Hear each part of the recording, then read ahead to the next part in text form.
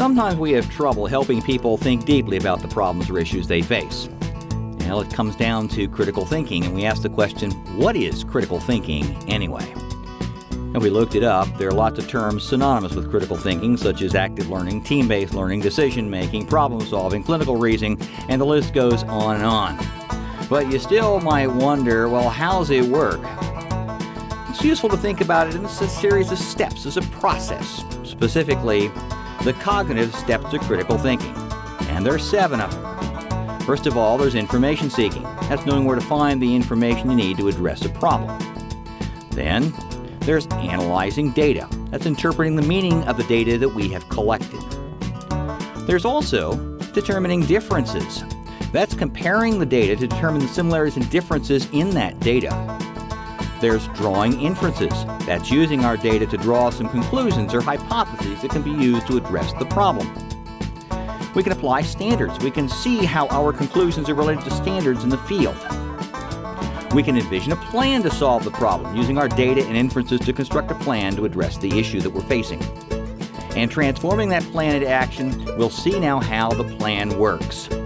Now that sounds simple, but you might ask, is that all? Is there more? And then suddenly White Rabbit appears and says, "Oh yes, follow me."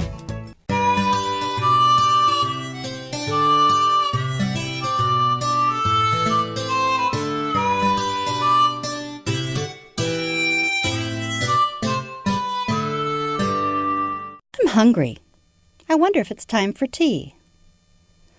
Oh no, I have no watch. Oh, my fur and whiskers, I'm late for my date with the Duchess. Sir, can you tell me the time?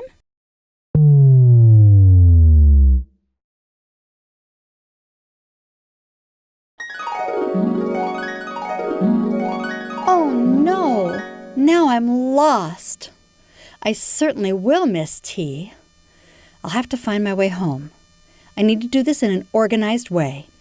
I'll ask questions of everyone I find.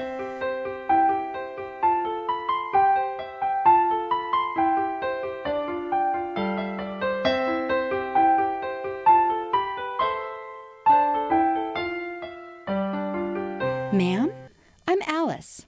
A silly sort of name, that. I'm the Duchess. Please, ma'am. I'm lost and can't find my way home. Tut-tut, child. Everything's got a solution. You just have to look for it.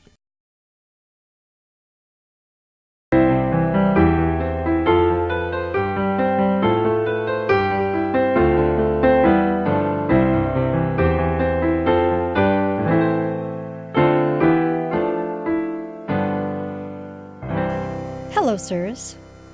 My name is Alice. I fear I'm lost. I am the Mock Turtle. And I am the Griffin. I am so tired I think I should give up. Oh no, you must stick with your porpoise to succeed. I'm lost and I'm not sure I can go on. What do you mean? Why would you give up? It is just like my lessons. My lessons are 10 hours the first day, 9 hours the next, and so on. So they get easier and easier. What a curious plan. Listen to the turtle. That's the reason they call it lessons, because they lessen from day to day. Sir Griffin, should I go to the ocean to find a porpoise? Perhaps I can pretend to be a clam and he would take me home. No, my dear Alice, you must be honest about who you are.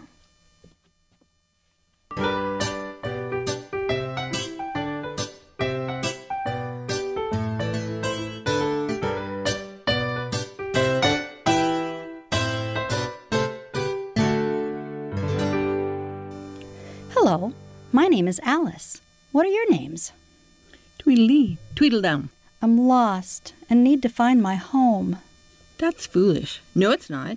If it was so, it might be. And if it were so, it would be. But as it isn't, it ain't. That's logic. I was thinking which is the best way out of these woods. It's getting so dark. Would you tell me, please? Go left, go right.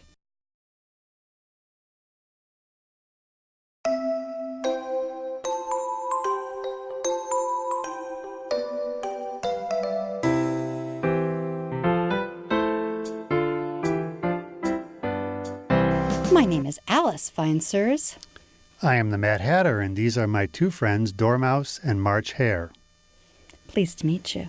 I'm lost, and I've been asking everyone how to get home and gotten all sorts of answers. The Mock Turtle told me to find a porpoise. The Griffin suggested I become a clam. Tweedledee and Tweedledum told me to go this way and that way. Do you mean that you think you can find out the answer to your problem? Exactly so. Then you should say what you mean. I do. At least I mean what I say. That's the same thing, you know. Not the same thing a bit. Why, you might just as well say I see what I eat is the same as I eat what I see. I see. Thank you, sir. I'll compare the answers I have received carefully.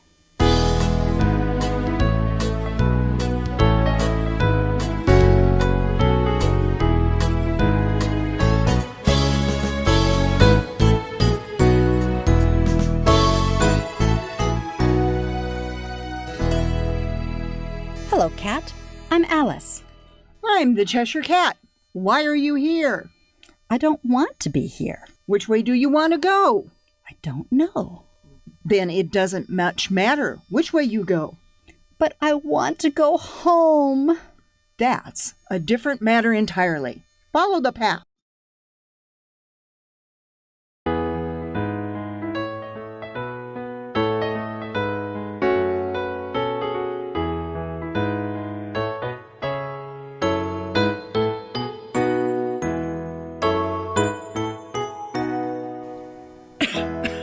It is so nice to be out of that house. Mr. Lizard, are you all right? Perfectly fine. It's nice out here. Oh, well, if you were all right, could you please tell me how to get back to the meadow and home? All I know, you must be ready to change your plans.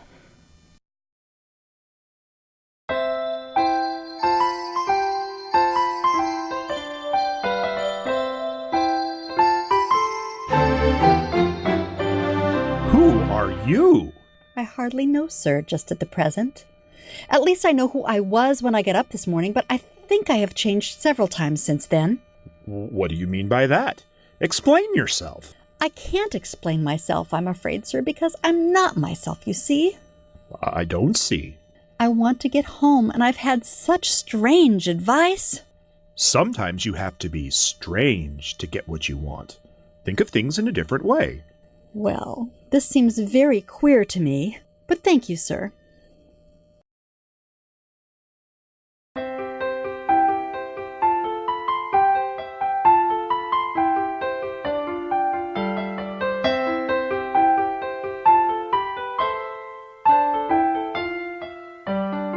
Kind sir, I'm Alice. I am the King of Hearts. And why are you trespassing? I'm sorry, sir. I'm lost, and I'm trying to find my way home. You don't know your way home? How can that be? It's such a strange place, and I've gotten advice that makes no sense. You found your way home before, remember? And you will find your way home again. Thank you, sir.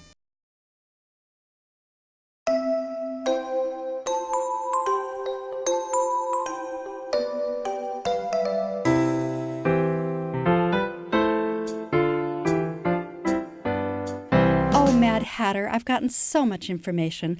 I can't think of what I'm going to do. If you don't think, you shouldn't talk. You must reflect, organize your thoughts, and decide on which advice is useful. Thank you. I will.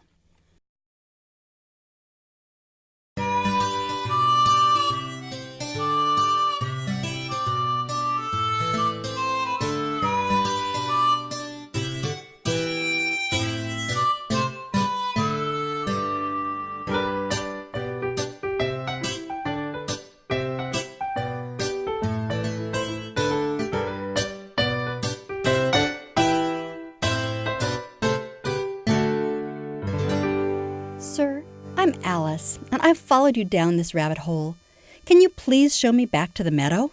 My fur and whiskers, you must be lost. It's almost time for tea. Follow me quickly.